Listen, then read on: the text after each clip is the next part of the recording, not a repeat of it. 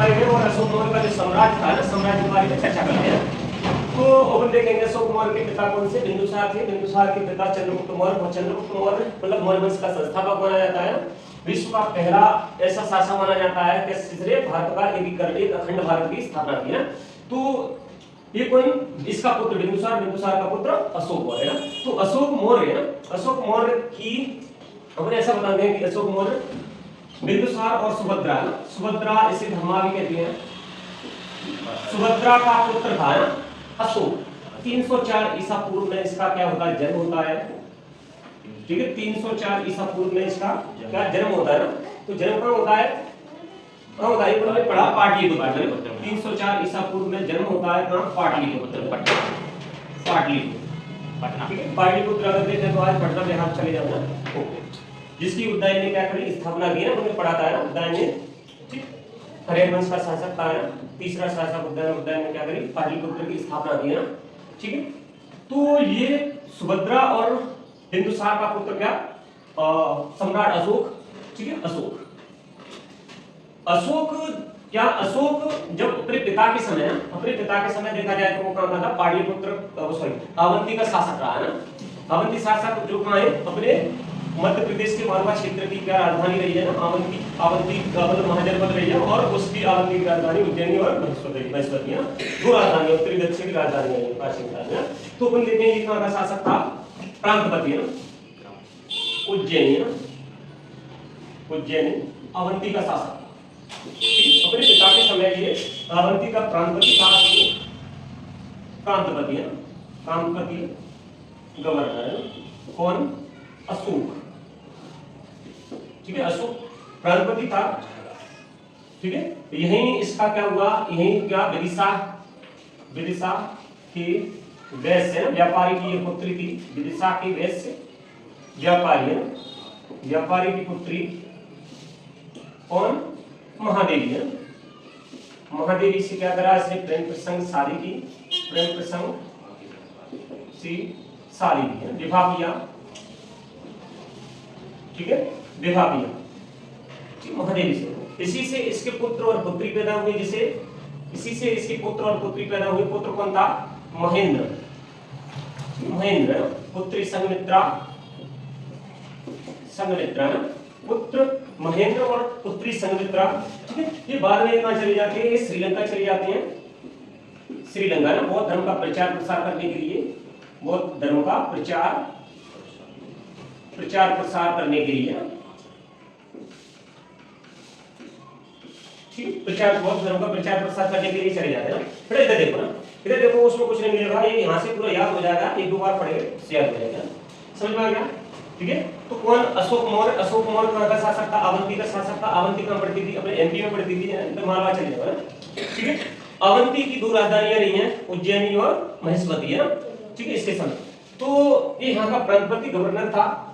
ठीक है, इसके साथ है ना अपन कहें कि बिंदुसार के समय तक्षशिला में, कहां पर? तक्षशिला, तक्षशिला में दो विद्रोह हुए ना, दो विद्रोह हुए। ठीक है, दो विद्रोह होते हैं। दो विद्रोह को, एक को सुशील को मिलता है। ठीक है, अशोक का एक पुत्र था, ये सॉरी बिंदुसार का एक दूसरा पुत्र था, बड़ा वाला पुत्र है ना। तो ये सुशील होता है। सुशील क्या करता है? सुशील विद्रोह को क्या दबाने के लिए जाता है? विद्रोह को दबाने के लिए जाता है, लेकिन उससे विद्रोह क्या होता है? बनता नहीं है ना। जनता का विद्रोह, आक्रोशित विद्रोह होता है ना। तो फिर ये किसको मिलता है? बिंदुसार अशोक को मिलता है वहां पर। तो जब अशोक को मिलता है, वो विद्रोह को दबाने में सफल हो जाता है। विद्रोह को दबाने में क्या हो जाता है? तो विद्रोह को दबाने में सफल होता है। उसकी सफलता को देखकर ऐसा लगता है कि नहीं, अगला राजा कौन होगा? मौर्य शासक ये रहेगा अशोक है, क्योंकि उसने बड़ा और सुशील के बाद वही दूसरा पुत्र था इसका, बिंदुसार का। और ये कहा था तक्षशिला का प्रांतपति था। तक्षशिला में विद्रोह हो गया, उसके प्रांतपति के रहते हुए तो विद्रोह हो गया, तो वो उस विद्रोह को दबा नहीं पाता है ना। ठीक है, अयोग्य शासक महसूस होता है ना। तो फिर किसको भेजा जाता है? अवंती का जो प्रांतपति था अशोक, अशोक को भेजा जाता है। कहां पर? तक्षशिला। वो विद्रोह को दबा देता है, शांत कर देता है। जब शांत कर देता है, उसकी सफलता को देखते हुए ये परिणति बन जाती है कि अगला आने वाला मौर्य शासक कौन होगा? अशोक। ठीक है, तो ऐसा कहते हैं अवंती और दूसरा तक्षशिला ना। ठीक है, दो राज्यों का एक प्रांतपति था, गवर्नर। आगे समझ में? और यहां से आगे तो अशोक की कितनी, एक पत्नी तो ये महादेवी हो गई, ठीक है। कितनी पत्नियां थी, पत्नियों के बारे में देखेंगे ना, थोड़ा सा जीवन परिचय पढ़ेंगे। जैसे पत्नी है ना, एक तो उसकी महादेवी हो गई, महादेवी के बारे में पढ़ लिया। ये कैसी थी, ये प्रथम रानी थी ना, अशोक की प्रथम रानी थी ना। ऐसा बताते हैं कि महादेवी थी ना, महादेवी अशोक की पहली रानी थी, ठीक है। सिंधी परंपरा के अनुसार सैनिक राज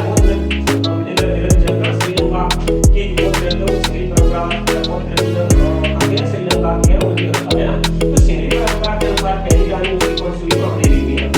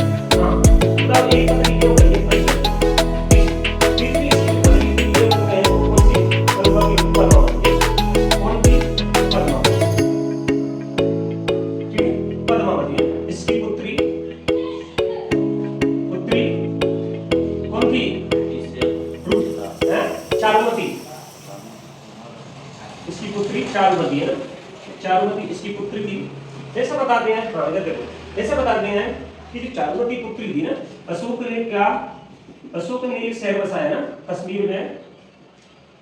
कश्मीर में श्रीनगर शहर बसाया ना, श्रीनगर, और एक था लाल पाटन है, ये शहर बसाया। तो अशोक की जो पुत्री थी उसे देवपाटन शहर बसाया, ठीक है। अशोक की पुत्री है ना, अशोक की पुत्री देवपाटन शहर बसाया, देवपाटन शहर बसाया, ठीक है।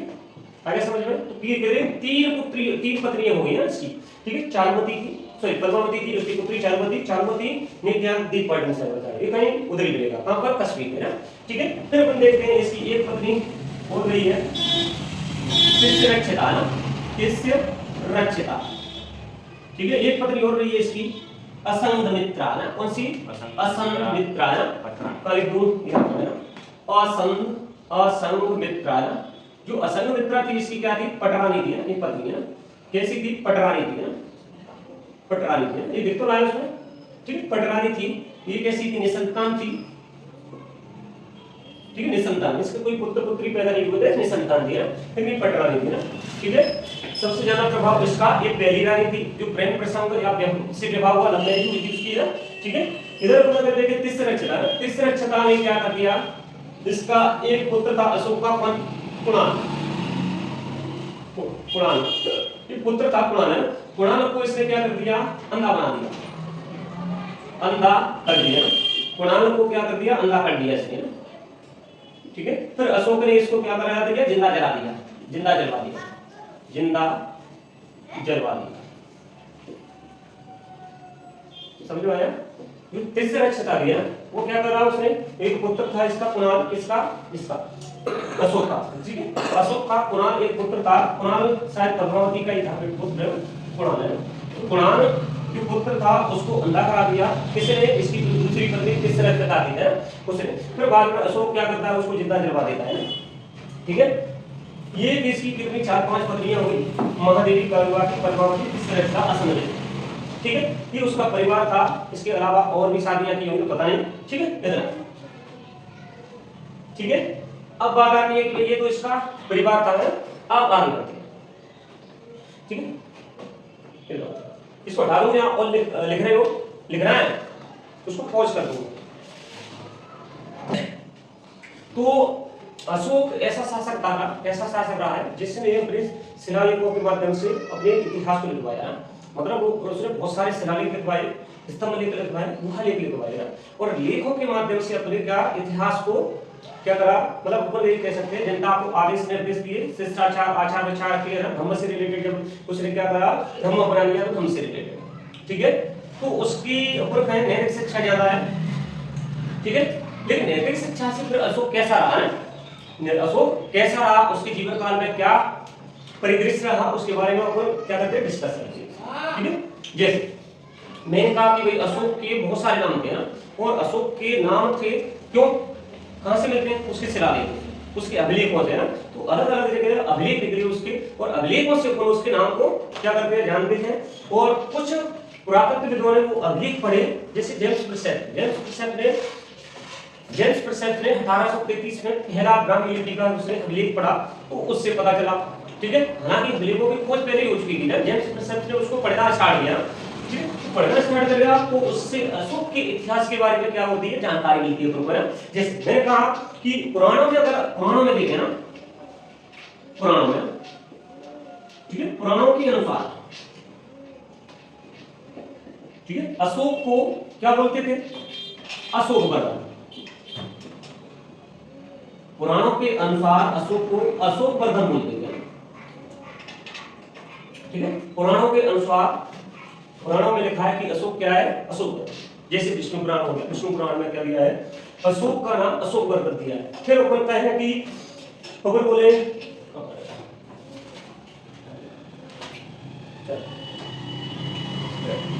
ठीक है, सिंहली है ना, सिंहली पे आ जाओ ना। सिंहली क्या थे? बौद्ध ग्रंथ थे, या सिंहली अनुश्रुतियों के, अनुश्रुतियों या प्रबंध में है बौद्ध ग्रंथों के अनुसार। अशोक को बौद्ध शाक बोलते थे, ठीक है। अशोक को क्या बोलते थे? बौद्ध शाक बोलते थे, ठीक है। इसी प्रकार अपन देखिए इसके 4 शिलालेख होते हैं। कौन से 4 शिलालेख होते हैं? 4 शिलालेख, जैसे मास्की, जैसे मास्की ना, ऐसे नहीं, मास्की, गुर्जरा, कहां पर है? दतिया में, कर्नाटक में, ठीक है। गुर्जरा दतिया में, नेत्र और गोदतुलम है, क्या है? उदलोकम है। ये कौन है इसका ना? इस उदयगुलम है। कौन सा है? उदयगुलम, उदयगुलम है, ठीक है। तो ये जो 4 इसके जो लेख हैं, अभिलेख हैं, ठीक है, इन 4 अभिलेखों के माध्यम से अशोक का नाम क्या बताया गया है? अशोक प्रियदर्शी नाम दिया गया है, ठीक है। क्या नाम दिया गया? प्रियदर्शी नाम दिया गया है, ठीक है। तो मास्की, गुर्जर, नेत्र, उदयगुलम है। ये जो 4 अभिलेख हैं, 4 अभिलेख में अशोक का नाम सीधा सीधा क्या दिया गया है? अशोक वर्धन दिया गया है। इसमें क्या नाम दिया गया है? अशोक का नाम अशोक है ना, अशोक का नाम अशोक बोला गया, ठीक है। तो इनसे क्या होता है कि भाई अशोक के समय में इसका शिलालेख या अभिलेख ये लिखे गए, ठीक है, क्योंकि उसमें सीधा सीधा अशोक का नाम अशोक दिया गया है। इसी प्रकार अगर तुम देखें तो यहाँ पर है ना, कहां पर कंगनहल्ली, कंगनहल्ली में अशोक को रामे बोला गया है। कंगनहल्ली में अशोक को क्या बोला गया है? रामे मतलब राजा, ठीक है, राजा बोला गया है, ठीक है। इसके बाद है, इसके बाद बहुत सारे अभिलेख हैं जिसमें प्रियदर्शी देव बोला गया है। जैसे मैं कहूं, जैसे अशोक का रुबंदेही अभिलेख है, भाब्रूगढ़ अभिलेख है, कहां पर? रुबंदेही है ना। तो ये क्या कह रहे हैं? अशोक के द्वारा लिखे गए हैं। जैसे अपन देखते हैं अशोक जब क्या हुआ 269 ईसा पूर्व में उसने क्या करा? वो राज्यारोहण हो गया, राज्यारोहण के बाद राज्याभिषेक हुआ 269 ईसा पूर्व में। तो अपने राज्याभिषेक के 10वें वर्ष में वो कहा जाता है बोध गया, तो गया में उसका अभिलेख। फिर वो कहां गया? 10वें वर्ष बाद वो कहां गया? रुबंदेही कहां? लुबनी। तो वो लुबनी में गया, बौद्ध धर्म ग्रहण करने के बाद गया। तो जब लुबनी में गया तो लुबनी में किसका जन्म हुआ? बौद्ध का। उन्हें पढ़ा बौद्ध का कपिलवस्तु के लुबनी में जन्म हुआ। तो जब वो वहां गया तो उसने वहां पर जनता पर धार्मिक कर क्या मांग कर दिया? धार्मिक कर मांग कर दिया। वहां पर भू राजस्व की राशि थी बहुत ज्यादा होती थी ना, 1/6 राशि होती थी। अब उसने क्या कर दिया? वो भी कम कर दिया। केवल कैसे आधार पर? वहां पर क्योंकि उसका बौद्ध का जन्म हुआ था ना, सिद्धार्थ का वहां पर जन्म हुआ था, इसके आधार पर उसने वहां के कर को कम कर दिया और कर माफ कर दिया, धार्मिक कर माफ कर दिया। तो वहां पर अशोक का नाम क्या नाम दिया जाता है? प्रियदर्शी, ठीक है। तो मैं कहूं कौन सा अभिलेख? रुबंदेही है ना, रुबंदेही अभिलेख से अशोक का नाम प्रियदर्शी, ठीक है। प्रियदर्शी या प्रियदर्शी, ठीक है, प्रियदर्शी। इसका मतलब होता है देवों में प्रिय, देवों में प्रिय, देवों में प्रिय, जनता का प्रिय। तो जनता का प्रिय को राजा कौन सा था? अशोक। कब होता है हम देखेंगे आगे, ठीक है। ऐसे इसी प्रकार से मैं कहूं प्रियदर्शी का बोला गया भाब्रूलेख, ठीक है, इसका भाब्रूलेख है, ठीक है, भाब्रूलेख। तो भाब्रूलेख में एक जयपुर राजस्थान, जयपुर राजस्थान, ठीक है। इसमें अशोक का नाम क्या दिया गया है? प्रियदर्शी दिया गया है, प्रियदर्शी, ठीक है। प्रियदर्शी का मतलब बताया क्या? जनता का प्रिय और राजाओं का प्रिय, देवों का प्रिय, सॉरी, देवों का प्रिय और जनता का प्रिय। इस प्रकार से अशोक के नाम क्या है? अशोक ही मिलते हैं किस समय? उसके लिखे गए अभिलेखों के द्वारा ना, ठीक है। जिससे क्या पता चलता है? इसके इतिहास की जानकारी हमें मिलती है ना, कि भाई इसकी कैसी प्रशासनिक व्यवस्था है, कैसी राजनीतिक व्यवस्था है, इनसे पता चलता है। कौन कौन उसके परिवार में थे, सामाजिक व्यवस्था पता चलता है, ठीक है। तो इसमें डायरेक्ट अशोक का नाम दिए गए हैं दिनेश शिलालेखों में। और अशोक को बड़ा प्रियदर्शी अशोक को बोला गया, देवों प्रिय इसको बोला गया ना, सम्राट अशोक इसको बोला गया ना, ठीक है। इसके बाद अपन देखते हैं, हाँ एक और देख लो, इसी में इसी भागतु में मगधाधिराज बोला गया इसको ना, मगधाधिराज, ठीक है। मगध का राजा ना, मगध का राजा बोला गया ना, ठीक है। और एक पानपुराणी अभिलेख है, पानपुराणी अभिलेख अपनी उदरी में, एमपी में है, उदरी में, ठीक है। पानपुराणी अभिलेख है, ठीक है, अभिलेख है पानपुराणी है ना, पानपुराणी अभिलेख ये कहां पर है? उदरी में, मध्य प्रदेश, ठीक है। इसमें इसको महाराज बोला गया है, महाराज कुमार, ठीक है। इससे पता चलता है कि ये अशोक का इतिहास का काल रहा है ना, ठीक है। तो इसमें आपको क्या पता चल गया भाई? हाँ, और अगर तुम देखें 12वें और 13वें शिलालेख है ना, जैसे 13वें शिलालेख में कलिंग युद्ध का वर्णन किया गया है, तो बाद में देखेंगे। तो 12वें और 13वें शिलालेख में भी प्रियदर्शी नाम दिया गया है, ठीक है। अशोक का नाम क्या दिया गया है? प्रियदर्शी दिया गया है, देवनाम प्रिय। 12वें और 13वें शिलालेख में अशोक को क्या बोला गया? अशोक को प्रियदर्शी बोला, ठीक है। देवनाम प्रियदर्शी, देवनाम प्रियदर्शी बोला, ठीक है, देवनाम प्रियदर्शी बोला, ठीक है। ये अपने काम से अभिलेखों से जानकारी मिलती है उसके नाम। फिर आगे अगर तो कहें तो मैंने पहले बता चुका हूं क्या, तो पहले बता चुका हूं। अब इसका राजपाट स्टार्ट होता है, कहां से स्टार्ट होता है उसका नेक्स्ट देखते हैं ना। क्या कितना हो गया अपने मोबाइल पे देखना है 17 और करा दूंगी क्योंकि ये इतना इसका परिचय हुआ है ना, परिचय हुआ यहाँ पे पढ़ेंगे ना, उसके इतिहास के बारे में महत्व पढ़ेंगे। ठीक है, अभी तो मैंने उसकी पदवी बताई, उसके नाम बताया। अगले वीडियो को देख सकते हैं क्या इसके